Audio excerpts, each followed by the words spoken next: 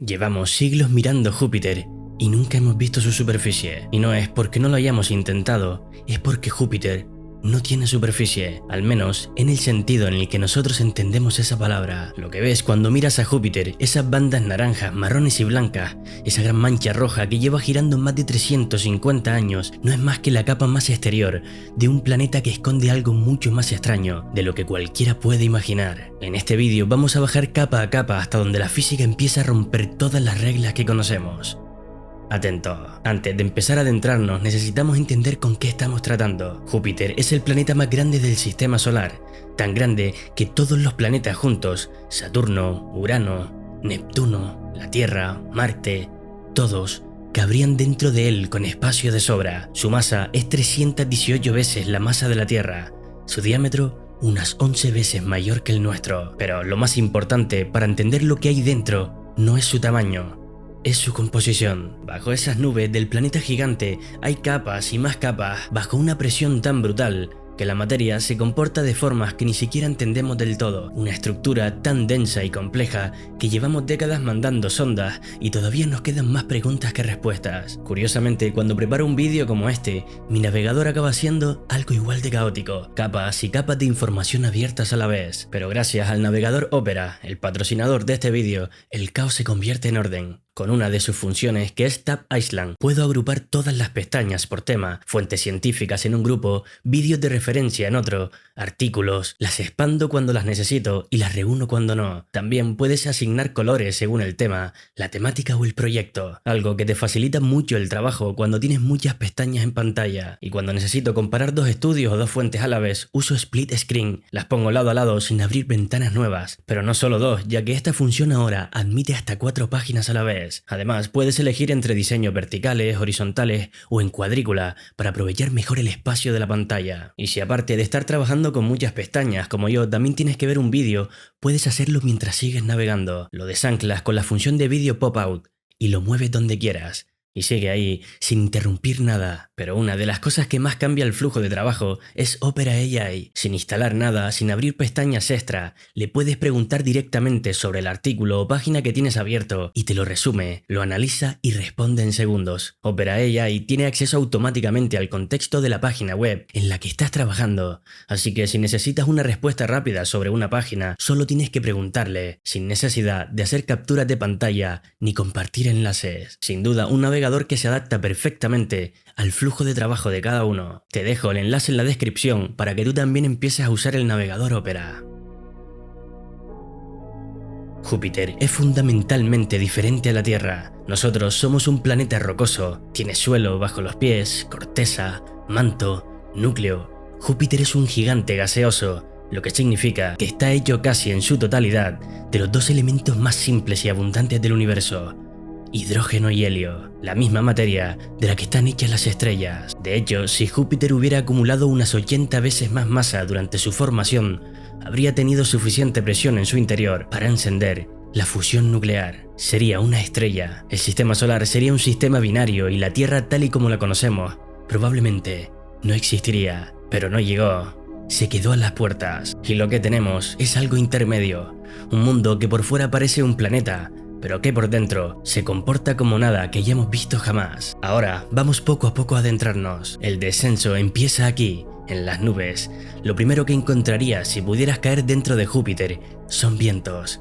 Vientos que no tienen nada que ver con lo que conocemos en la Tierra. Las corrientes de chorro en la atmósfera superior de Júpiter alcanzan velocidades de hasta 500 km por hora, de forma constante, sin parar. Llevamos décadas observándolo y esos vientos no muestran señales de debilitarse. La gran mancha roja que llevas toda la vida viendo en fotografías de Júpiter es una tormenta anticiclónica, un sistema de alta presión que gira en sentido antihorario y lleva activa al menos desde 1831, que es cuando la observamos por primera vez con detalle, aunque hay registros que sugieren que podría llevar girando desde el siglo XVII, más de 350 años de tormenta continua sobre un área que hasta hace pocas décadas era mayor que la Tierra entera. Y digo hasta hace pocas décadas porque la gran mancha roja está encogiendo. En el siglo XIX medía unos 40.000 kilómetros de diámetro.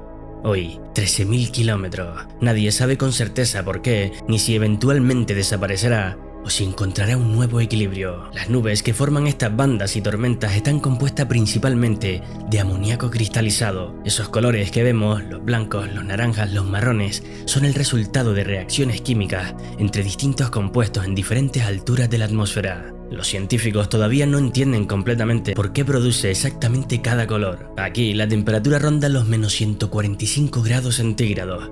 El cielo, si pudiera llamarlo así, es un caos de corrientes, tormentas y relámpagos. Sí, relámpagos. La sonda Juno detectó tormentas eléctricas en los polos de Júpiter que generan rayos mucho más potentes que cualquier cosa que ocurra en la Tierra. Y lo más extraño, estos rayos ocurren principalmente cerca de los polos. Al contrario que en la Tierra, donde la actividad eléctrica se concentra en el ecuador. Ahora, sigamos bajando. A medida que desciende, la presión aumenta, la temperatura sube y el concepto de gas empieza a volverse confuso. En la Tierra estamos acostumbrados a pensar en los estados de la materia como algo claro, sólido, líquido, gas, pero las presiones que hay en el interior de Júpiter, esa distinción empieza a desvanecerse. A medida que el hidrógeno y el helio son comprimidos por el peso de todo lo que tienen encima, el hidrógeno va pasando de gas a algo que los científicos llaman fluido supercrítico.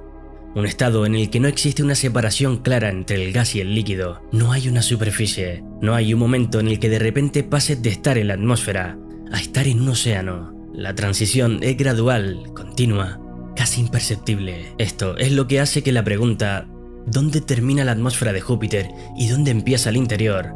No tenga una respuesta sencilla. Los científicos definen convencionalmente el nivel cero de Júpiter, su equivalente al nivel del mar, como el punto donde la presión es igual a la presión atmosférica de la Tierra. Pero eso es solo una convención, una forma de tener un punto de referencia en un mundo que no tiene suelo. Mientras tanto, los vientos siguen, y aquí viene algo que la sonda Juno confirmó y que cambió lo que pensábamos sobre este planeta. Esos vientos no son superficiales, no son solo un fenómeno de las capas altas de la atmósfera. Los datos de Juno indican que las corrientes de chorro de Júpiter se extienden hacia el interior hasta una profundidad de al menos 3.000 kilómetros. 3.000 kilómetros de vientos continuos. Para que te hagas una idea, eso es casi la distancia de Madrid a Nueva York. Y aquí es donde Júpiter se convierte en algo verdaderamente diferente a cualquier cosa que existe en la superficie de la Tierra. A unos 20.000 o 30.000 kilómetros de profundidad, dependiendo del modelo que uses, la presión alcanza niveles tan extremos, del orden de los 2 millones de atmósferas, donde algo extraordinario le ocurre al hidrógeno. Los electrones, que normalmente están ligados a sus átomos, son arrancados de ellos por la presión. El hidrógeno se convierte en un conductor eléctrico, se comporta como un metal. Esto se llama hidrógeno metálico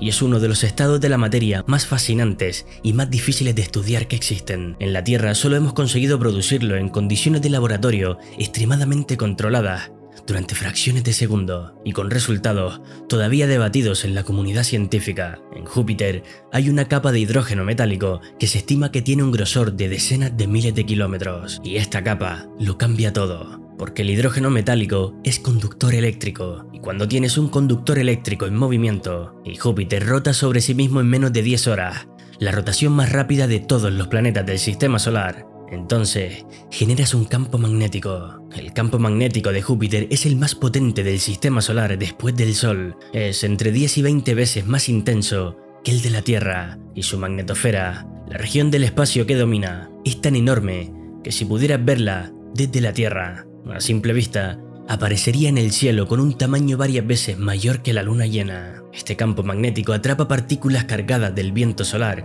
y las acelera hasta velocidades enormes, creando cinturones de radiación alrededor del planeta que son letales para cualquier electrónica que no esté específicamente protegida. Cuando la sonda Galileo orbitó Júpiter durante 8 años, sus instrumentos sufrieron una degradación continua por esta radiación. Diseñar una nave que aguante ese entorno es uno de los mayores desafíos de la ingeniería espacial actual. Y ahora llegamos al centro, o más bien llegamos a la pregunta sobre el centro, porque lo que hay en el núcleo de Júpiter es todavía uno de los grandes misterios de la ciencia planetaria. Durante décadas, el modelo estándar proponía un núcleo sólido y compacto de roca y hielo, con una masa de entre 10 y 20 veces la de la Tierra, rodeado por todas las capas que acabamos de recorrer. Pero los datos de la misión Juno han complicado ese cuadro de una forma que nadie esperaba. Las mediciones gravitacionales de Juno sugieren que el núcleo de Júpiter no es compacto ni sólido, es difuso, diluido, una región central que en lugar de tener separación clara con el hidrógeno metálico que lo rodea, parece mezclarse con él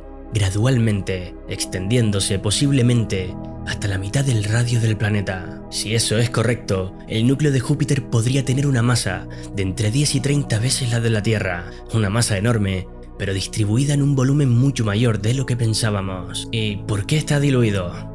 Una hipótesis es que Júpiter sufrió una colisión gigantesca hace miles de millones de años, en los primeros tiempos del Sistema Solar, con un protoplaneta del tamaño aproximado de 10 tierras. Esa colisión habría destrozado parcialmente el núcleo original y habría mezclado su material con el interior del planeta, una cicatriz de hace 4.000 millones de años que todavía hoy define la estructura interna de Júpiter. Pero esto no lo sabemos con certeza, es una hipótesis y esa es la honestidad que requiere la ciencia. Pero la explicación, que hoy encaja mejor con las observaciones de la misión Juno, no apunta a una gran colisión como esta, sino a un proceso mucho más lento y profundo. Según los modelos actuales, Júpiter probablemente no desarrolló un núcleo perfectamente compacto desde el inicio. Durante su formación, el planeta creció en un entorno lleno de material sólido y gas, absorbiendo continuamente planetesimales y elementos pesados. Al mismo tiempo, su interior era extremadamente dinámico, lo que habría favorecido que ese material se mezclara gradualmente hacia capas más profundas. En el núcleo, la temperatura podría alcanzar los 35.000 grados centígrados, más caliente que la superficie del Sol, y la presión decenas de millones de atmósferas. En esas condiciones, la materia es algo que no tiene nombre cotidiano. No es sólido, no es líquido, no es gas, es un plasma de alta densidad que se comporta según reglas que todavía se están aprendiendo a aplicarlas juntas. Pero Júpiter no es solo Júpiter, es un sistema que tiene 95 lunas confirmadas. 95, más que cualquier otro planeta del sistema solar, y algunas de esas lunas son mundos tan extraordinarios que merecerían cada uno su propio vídeo. Así que no, Júpiter no es solo un planeta como tal, es una miniatura del sistema solar en sí mismo, con mundos orbitando a su alrededor y que cada uno guarda sus propios secretos. Empezamos mirando las nubes, esas bandas de color que llevamos siglos observando desde la Tierra, y al bajar encontramos vientos que duran siglos, tormentas del tamaño de planetas, un océano de hidrógeno que no es del todo líquido ni del todo gas, una capa de metal que no es sólido y un núcleo que quizá fue destrozado y rehecho hace 4.000 millones de años por una colisión brutal. Júpiter nos recuerda algo importante, que el universo no está obligado a ser sencillo, no está obligado a encajar en las categorías que inventamos para entenderlo. Sólido, líquido, gas, superficie, interior, esas palabras funcionan bien aquí, en la Tierra, pero en otros lugares, bajo otras presiones, a otras temperaturas, la materia hace cosas muy diferentes. Y eso, lejos de ser frustrante, es la razón por la que seguimos mirando hacia arriba. Si quieres que sigamos explorando este tipo de mundos, sígueme y dímelo en los comentarios, que hay muchas más capas que descubrir en este universo.